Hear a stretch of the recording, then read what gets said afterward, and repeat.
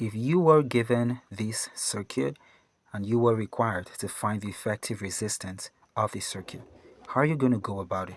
What is going to be the effective resistance, or what you can also call as the total resistance that will be offered by a circuit which has this number of resistors present within it?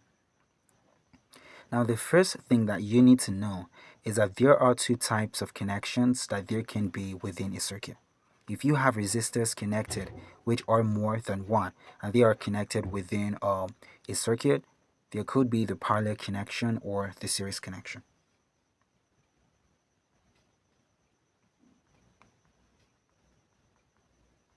Now, for the series connections, you basically just would have the resistors connected side by side, or I should say rather end to end, like this.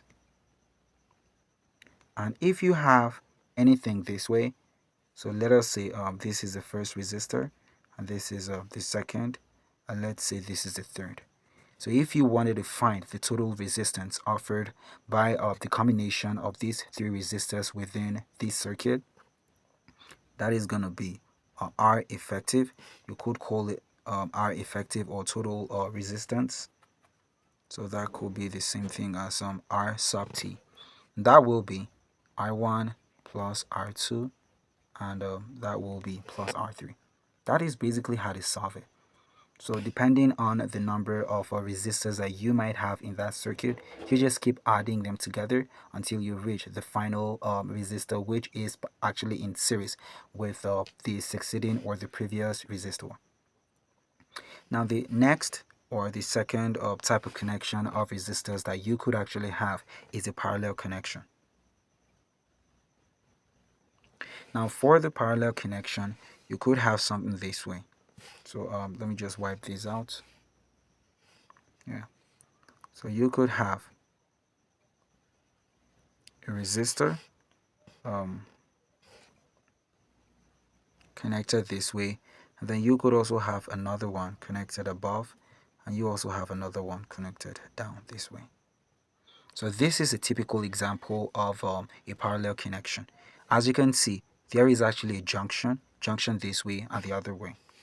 So if you had current coming from this direction or from the other direction, this current will actually split at this junction because there is actually a three-way branch that has been provided for the current. So it's not actually going to go just uniformly within the various branches, especially if the resistors here are actually going to be different.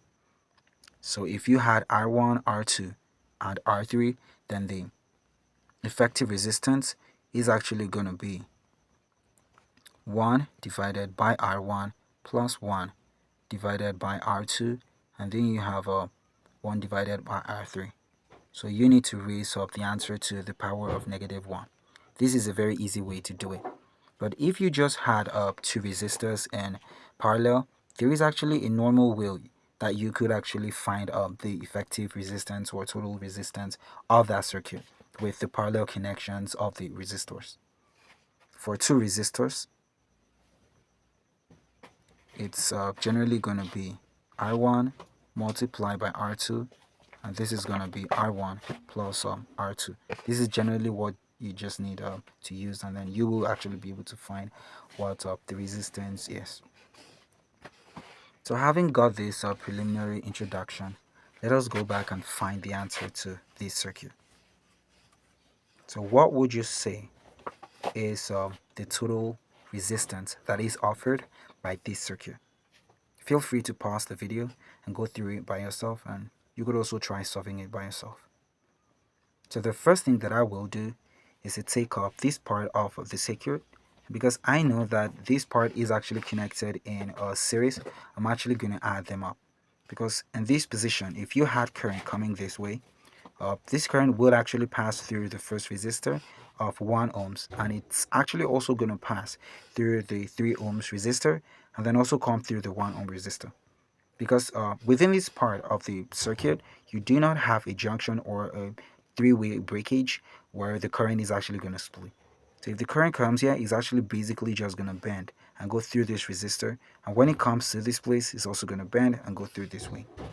So there is no other pathway that has been provided for the current apart from these positions. So basically we just have two junctions within this circuit. Okay, so having got this, let us go on. So this is going to be 1 plus 3 plus 1. That is a linear addition by series connections. So if I did that, that is going to be, I'm basically just going to have something like this. So I will have this resistor here, and then I'm going to have another one, and then I will have a new resistance, which is the total resistance from the addition of these three resistors which are connected in series. So this is 7 ohms, and this is 2 ohms, and this is 5 ohms. So this one is going to be 5 ohms. That is because 1 plus 3 plus 1 would actually give us 5. So that makes for 5 ohms.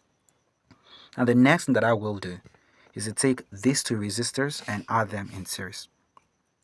As you can see, these resistors are actually in series because you have a junction here, and if current were to come in through this way, you would actually have a split such that one current goes this way and another would actually go this other way.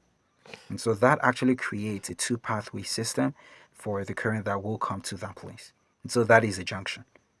So by that, we know that that place provides a parallel connection of these two resistors. So I need to add these two ones together.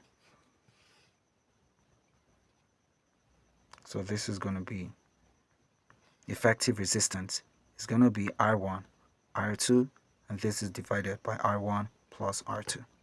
Bear in mind, this is actually just used in the situation where you just have two resistors which are connected in parallel.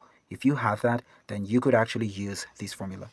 But if you have more than two resistors which are connected in parallel, then there is actually another method that you could use to find that. But hopefully we might be able to come to such a question, and then when we do, I'll teach you just how to do it. So let us say that in this case R1 is 7 and R2, let it be 5. So that is going to be 7. This will be multiplied by 5. This is going to be 7 plus 5. So this gives us 35. This is going to be divided by 12. So that's going to be 35 divided by 12. So that gives us 2.92 approximately. So this is 2.92 ohms. Now we know that this whole stuff, or that whole system within that side that has been wrung out, is actually equal to 2.92 ohms. So if you withdraw this system, you're actually going to have something like this.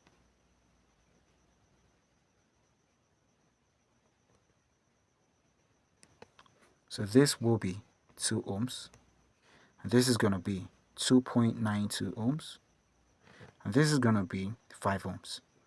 So as you can see here, we now have a linear combination of these three resistors. So the method that we will use to add them together is a linear addition of the resistances. So this is going to be 2.92 and this is 2. And so this one is actually going to be 5. You got 5 ohms there. So the final and total resistance of the system will be 2 plus, this is going to be 5. Okay. So plus 2.92. So this gives us 7, and this is going to be 9.92 ohms. So that basically will be the answer to the question. The total resistance for this circuit is actually 9.92 ohms generally. So that is the answer for the question. So let us go try other ones.